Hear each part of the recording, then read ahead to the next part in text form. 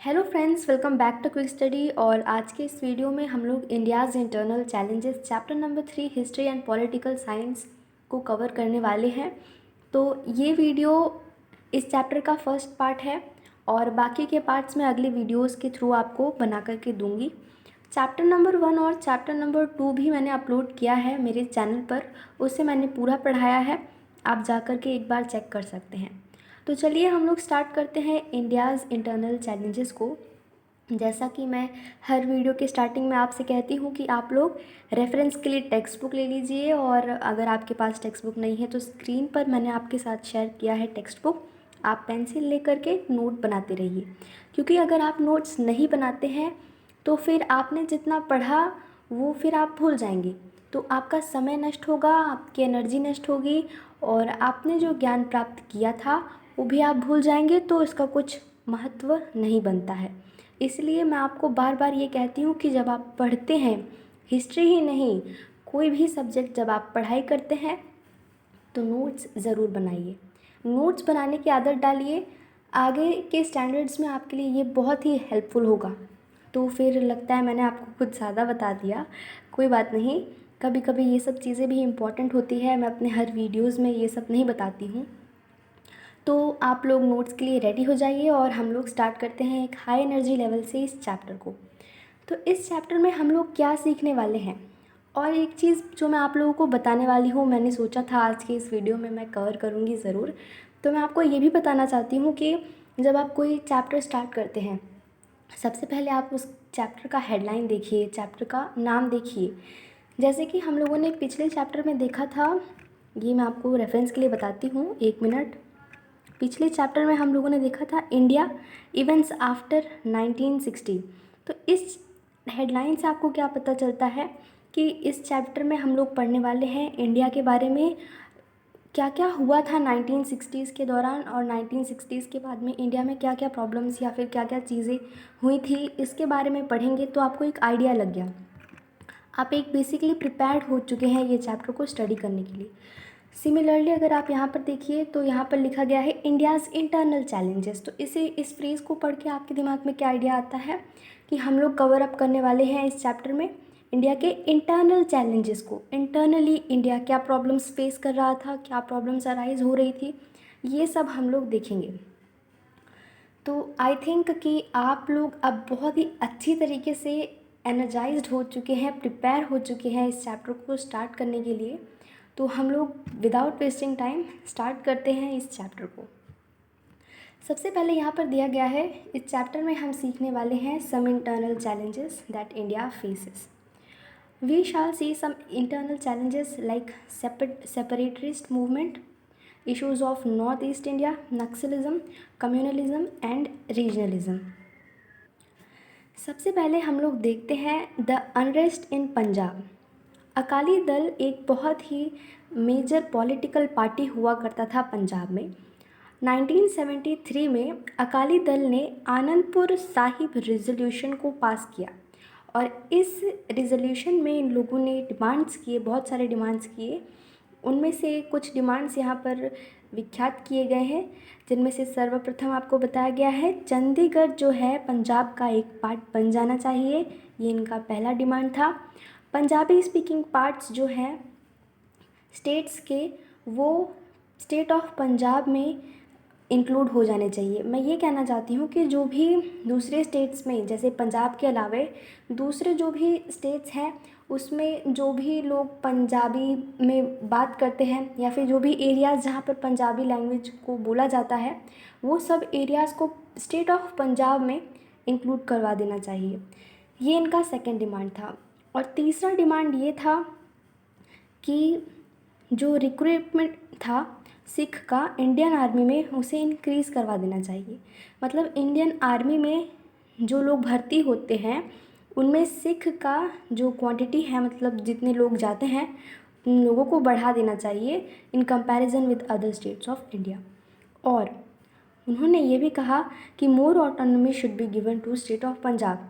मतलब state of Punjab को ज़्यादा ऑटोनॉमी मिलनी चाहिए, वो जो चाहें वो इंडिपेंडेंट, मतलब खुद पे निर्भर हो जाए, ज़्यादा ताल्लुक़ न रखें इंडिया के गवर्नमेंट के साथ, वो ये चाहते थे।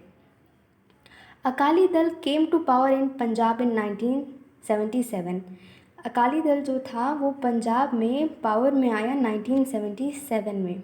मैं आप लोगों को अभी एक इम्पॉर्टेंट बात बता देती हूँ कि अभी आपको नोट्स में क्या लिखना है। आपको लिखना है कि डिमांड्स क्या थे अकाली दल के, आनंदपुर साहिब रेजोल्यूशन के डिमांड्स क्या थे। जो भी मैंने आपको डिमांड्स बताया चंडीगढ़ और पंजाब और what ever I had told you in my previous statements, अब आप वो सब कुछ एक वीडियो पॉज करके एक अच्छे से लाइन वाइज स्टेटमेंट वाइज लिख लीजिए। ये बहुत इंपॉर्टेंट है, आपके आंसर राइटिंग में काफ़ी ज़्यादा हेल्पफुल होगा। नेक्स्टली हम लोगों ने देखा कि अकाली दल 1977 में पावर में आ गया था पंजाब में। वाइल टेकिंग चार्ज इन्होंने ये भी डिमांड किया था कि जो लार्जर शेयर ऑफ रिवर है water for Punjab holy city status दिया जाना चाहिए अमृतसर को, और यही सब कुछ इनका डिमांड था। उसी के साथ में नेक्स्ट पैराग्राफ में हम लोग ये देख लेते हैं कि 1980 में इन लोगों ने एक मूवमेंट किया पंजाब में जिसका नाम था इंडिपेंडेंट खालिस्तान। ये डिमांड कर रहे थे कि पंजाब जो है एक इंडिपेंडेंट खालिस्तान के रूप में बन जाना चाहिए, जिसका इंडिया से कोई संबंध ना हो, वो एक डिफरेंट कंट्री की तरह हो जाए, जैसे पाकिस्तान अलग हो गया था। तो ये जो है बहुत ही ज़्यादा प्रॉब्लम क्रिएट कर रहा था, बहुत ज़्यादा क्राइसिस क्रिएट कर रहा था, हमारे इंडिया में शांति भंग हो रही थी इन सब चीज़ों की वजह से। तो ये जो था इंडिपेंडेंट खालिस्तान मूवमेंट, ये कभी आया था 1980s में आया था। ये भी बहुत इंपॉर्टेंट बात है, आप ये भी नोट डाउन कर लीजिए।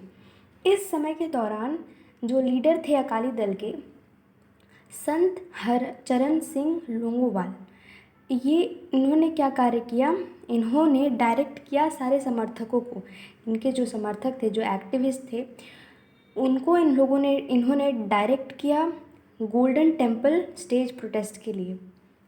On the other side of the Golden temple armed followers started gathering around the staunch Khalistan supporter संत जरनैल सिंह भृंदानवाले। अब अमृतसर में जो गोल्डन टेम्पल स्थित है उसके अदर साइड में क्या हुआ, जो भी खालिस्तान के सपोर्टर थे, जो खालिस्तान के समर्थक थे, इन्होंने काफ़ी ज़्यादा भीड़ इकट्ठा की, भीड़ को एकत्रित किया। वहाँ पर वो लोग गैदर्ड हो गए और जहाँ पर एक लीडर भी थे, इनका नाम था संत जरनैल सिंह भृंदानवाले। उस समय के दौरान क्या हुआ, टेररिस्ट एक्टिविटीज़ काफ़ी ज़्यादा बढ़ने लगी थी पंजाब में और भृंदानवाले इस की वजह से अरेस्ट हो गए थे 1981 में। जो मेन रीज़न था for his arrestment was the murder of newspaper editor. इन्होंने एक न्यूज़पेपर एडिटर, किन्होंने भृंदानवाले जी ने एक न्यूज़पेपर एडिटर लाला जगत नारायण जी की हत्या कर दी थी, जिसकी वजह से इन्हें अरेस्ट किया गया था 1981 में। और इस इंसिडेंट के बाद पंजाब में जो सिचुएशन था और भी ज़्यादा बदतर हो गया, और भी ज़्यादा ख़राब हो गया ड्यू टू दीज डेवलपमेंट्स। अब ये जो कुछ डेवलपमेंट्स यहाँ पर हो रही है, जो भी क्राइसिस यहाँ पर देखने को मिल रहा है, इसकी वजह से क्या हुआ था, प्रेसिडेंट्स रूल को लागू कर दिया गया था पंजाब में 1983 के समय पे। अब Bhindranwale went to stay at a religious place called Akal Takht. ये जो भृंदानवाले थे, इन्होंने एक धार्मिक स्थल अकाल तख्त पर स्थान ग्रहण किया, मतलब वहाँ पर वो चले गए अकाल तख्त में। भृंदानवाले's followers captured the golden temple and built a barricade of sand bags over there. अब उन्होंने वहाँ पर एक जगह कैप्चर किया और उन्होंने बैरिकेड बनाया जो सैंड बैग से बनाया गया था। और the area look like a fort. वो जो जगह था वो एक किले की तरह दिखने लगा था। ये सब कुछ जो कुछ भी हो रहा था, वो पंजाब की जो शांति थी काफ़ी हद तक भंग हो चुकी थी, जिसकी वजह से इनडायरेक्टली किस पे प्रॉब्लम क्रिएट हो रहा था, इंडिया के डेमोक्रेसी पर, इंडिया के लोकतंत्रता पर। अब अगर हमारे देश की किसी स्टेट में कुछ प्रॉब्लम हो रही है तो ऑब्वियस सी बात है कि पूरे देश को ये देखने को मिलेगा कि ये सब प्रॉब्लम्स अराइज हो रही है, डेली न्यूज़ में देखने मिलेगा। उससे रिलेटेड जो दूसरे देश में लोग हैं वो वहाँ पर दंगे करने लगेंगे। ये सारी चीज़ें देखने को मिलती है, जिसकी वजह से इंडिया के डेमोक्रेसी में काफ़ी ज़्यादा प्रॉब्लम्स, काफ़ी ज़्यादा चैलेंजेस देखने को मिले थे। अब उसी के बाद हम लोग देख लेते हैं ऑपरेशन ब्लू स्टार। लेकिन उससे पहले मैं आपका एक बार फिर से रिवीजन करवा देती हूँ अभी तक हम लोगों ने क्या देखा। अभी तक हम लोगों ने देखा अनरेस्ट इन पंजाब, जहाँ पर हम लोगों ने अकाली दल के बारे में पढ़ा, उनके रेजोल्यूशन के बारे में पढ़ा, उस रेजोल्यूशन में उन्होंने क्या डिमांड किया था उसके बारे में पढ़ा, और जो इंडिपेंडेंट खालिस्तान मूवमेंट था उसके बारे में पढ़ा, वो कब आया था ये देखा, और उस समय अकाली दल के लीडर कौन थे और किन्होंने समर्थन किया था खालिस्तान के मूवमेंट को, और किन्होंने किसकी हत्या की थी, किस रिपोर्टर की हत्या की थी वृंदावन जी ने, तो उन्होंने किया था लाला जगत नारायण जी की हत्या। और प्रेसिडेंट रूल्स कब लागू हुआ था पंजाब में, 1983 में। वृंदावन वाले कहाँ पर गए थे, अकाल तख्त पे गए थे। और ये सब कुछ चीज़ हमको देखने मिली थी इस पैराग्राफ, इस टॉपिक में। उसके बाद इससे रिलेटेड एक दूसरा टॉपिक है जिसका नाम है ऑपरेशन ब्लू स्टार। अब इसे हम लोग कवर अप करने वाले हैं। तो जो ऑपरेशन ब्लू स्टार है, इसका जो मेन टास्क था, इसका जो उद्देश्य था, ये था कि टेररिस्ट को गोल्डन टेम्पल से हटाया जाए, एविक्ट किया जाए, ढूंढा जाए, निकाला जाए। और ये जो कार्य था ये मेजर जनरल कुलदीप सिंह ब्रार जी को दिया गया था। इसका जो रिस्पॉन्सिबिलिटी था वो उनको सौंपा गया था। 3 जून 1984 प्रातः काल में ये जो ऑपरेशन था ये स्टार्ट हो गया था, ऑपरेशन ब्लू स्टार। और ये जो ऑपरेशन था ये 6 जून को एंड हो गया था, मतलब लगातार 3 दिन तक ये ऑपरेशन चला था। इस मिलिट्री ऑपरेशन में इंडियन आर्मी ने बहुत ही महत्वपूर्ण भूमिका निभाया, उन्होंने बहुत ही इम्पोर्टेंट काम किया। और ऑपरेशन एंड हुआ वृंदावन वाले जी और बाकी के आतंकवादियों के मृत्यु के बाद। वृंदावन वाले की मृत्यु हो गई, वो मर गए। 1986 में क्या हुआ, एक ऑपरेशन फिर से कंडक्ट हुआ गोल्डन टेम्पल के वहाँ पर, और इस ऑपरेशन का नाम क्या था, ऑपरेशन ब्लैक थंडर। और इस ऑपरेशन का मेन मकसद, मतलब जो मेन टास्क, उद्देश्य क्या था, वो ये था कि वहाँ पर जो अमृतसर में जो गोल्डन टेम्पल, वहाँ पर जो आतंकवादी छिपे हुए हैं उनको एविक्ट करना, उनको निकालना। अब ये ऑपरेशन ब्लैक थंडर के बाद में पंजाब में काफ़ी हद तक शांति बनी रही और मोमेंटम गेन किया उन्होंने, मतलब उसके बाद से ज़्यादा कोई दिक्कत देखने को नहीं मिला उस स्टेट में। तो यहाँ पर हम लोगों ने ये देख लिया है पंजाब में क्या क्राइसिस हुआ था, क्या चीज़ें हुई थी, ये सब हम लोगों ने देख लिया है। अभी आपको यहाँ पर एक ब्लू बॉक्स में दिया गया है, डू यू नो, तो इसमें बताया गया है कि मिलिट्री एक्सपेडिशन जो होते हैं, जो कोई मेन ऑब्जेक्टिव किसी पर्टिकुलर स्पेसिफिक काम को करने के लिए तैनात किए जाते हैं, उसे हम कहते हैं ऑपरेशन।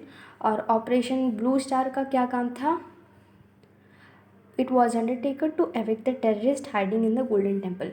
अब आपको ये क्वेश्चन पूछा जा सकता है कि ऑपरेशन ब्लू स्टार क्यों हुआ था, क्या काम था। तो आप यहाँ पर क्या लिखेंगे कि ऑपरेशन ब्लू स्टार हुआ था हाइडिंग टेररिस्ट को निकालने के लिए, ढूंढ निकालने के लिए, जिसका स्टेटमेंट यहाँ पर दिया गया है। आप अपने नोट्स में इसे भी इंक्लूड करेंगे। मैं आपको बार बार बताती रहती हूँ कि आप ये नोट्स में इंक्लूड करो, रिवीजन करो, क्योंकि स्टार्टिंग में आपको बताना पड़ेगा, उसके बाद आप धीरे धीरे खुद ही समझ जाएंगे कि कैसे करना है, तो फिर मुझे आपको बताना नहीं पड़ेगा। ठीक है, अब हम लोग देख लेते हैं issues concerning north east India. अभी तक हम लोगों ने सारे कंसर्न्स देखे पंजाब से रिलेटेड, पंजाब में क्या हो रहा था, लेकिन अब हम लोग देखने वाले हैं नॉर्थ ईस्ट इंडिया में क्या हुआ, क्या इश्यूज़ हो रहे थे। तो यहाँ पर बताया गया है कि नॉर्थ ईस्ट इंडिया जो है 8 स्टेट्स को कंसिस्ट करता है। 8 स्टेट्स आते हैं नॉर्थ ईस्ट इंडिया के अंदर, जिनके नाम भी दिए गए हैं यहाँ पर, असम, अरुणाचल प्रदेश, मणिपुर, मेघालय, मिज़ोरम, नागालैंड, सिक्किम एंड त्रिपुरा। आपके लिए एक होमवर्क मेरी तरफ से, आप सब ये जितने भी स्टेट्स हैं इनका कैपिटल लिखिए और कमेंट सेक्शन में मुझे बता सकते हैं। If you are not willing to comment तो फिर आप अपने पास लिख करके इसके कैपिटल्स रखिए, आगे चल के क्या पता कभी काम आ जाए, तो आप ये काम ज़रूर करिए। तो यहाँ पर हम लोगों ने अभी देखा कि नॉर्थ ईस्ट इंडिया में कौन से स्टेट्स हैं, कितने स्टेट्स हैं, 8 स्टेट्स हैं। तो यहाँ पर क्या हुआ था, इंटरनेशनल बॉर्डर्स टच करती हैं इन स्टेट्स को। ये जो नॉर्थ ईस्ट इंडिया में जितने भी स्टेट्स हैं, थोड़े थोड़े जो इंटरनेशनल बॉर्डर्स हैं इन सारे स्टेट्स को टच करते हैं। These states are different with respect to ethnicity, language and cultural diversity. अपने एथनिसिटीज़, अपने लैंग्वेजेस, अपने कल्चरल डाइवर्सिटी के वजह से ये स्टेट काफ़ी डिफरेंट है। नॉर्थ ईस्ट इंडिया में जितने भी स्टेट्स हैं वो बाकी सारे स्टेट से सच में बहुत ज़्यादा अलग हैं। वहाँ का कल्चर बहुत ही अलग है। If you go to Assam, वहाँ का कल्चर बहुत ज़्यादा रोचक है और मुझे तो बहुत अच्छा लगता है उनके बारे में ढूंढना, उनके बारे में पढ़ना, और वहाँ पे एक अलग ही दुनिया है। तो एक बार ही आप लोग वहाँ जाकर जाइए, कि आप सर्च करिए वहाँ के बारे में, आपको सच में बहुत अच्छा लगेगा। तो वो जो नॉर्थ ईस्ट इंडिया है, वहाँ के स्टेट्स जितने भी हैं, वहाँ का कल्चर, वहाँ की लैंग्वेजेस, वहाँ की डाइवर्सिटीज़ थोड़ी सी आप देखिए, आपको अच्छी लगेंगी। तो यहाँ पर भी वही चीज़ बताया गया है कि वहाँ का कल्चर काफ़ी ज़्यादा अलग है। जो हमारे देश के पहले प्राइम मिनिस्टर थे पंडित जवाहरलाल नेहरू जी, इन्होंने एक बहुत ही अहम भूमिका निभाई थी। इन्होंने बहुत ही अच्छा इनिशिएटिव लिया था। जितने भी नॉर्थ ईस्ट इंडिया के ट्राइब्स थे, आदिवासी थे, इन्हें main stream of the country areas into the main stream of country में लाने का बहुत ही महत्वपूर्ण कार्य किया था। जैसे कि बहुत सारे लोग आदिवासी हैं, उनको टेक्नोलॉजीज़ और उनको आज के मॉडर्न लाइफ के बारे में नहीं पता है। तो ऐसे लोगों को वहाँ से उठा करके अपने दुनिया में ले आने का काम उन्होंने किया था, जो बहुत ही सराहनीय है, बहुत ही अच्छा काम है। उनकी पहल बहुत ही अच्छी थी। तो यहाँ पर बताया गया है 1954 में नॉर्थ ईस्ट फ्रंटियर एजेंसी बनाया गया था, जिसे NEFA कहते हैं, comprising of the territories of the Sino-Indian border and the tribal areas towards the north of the Assam।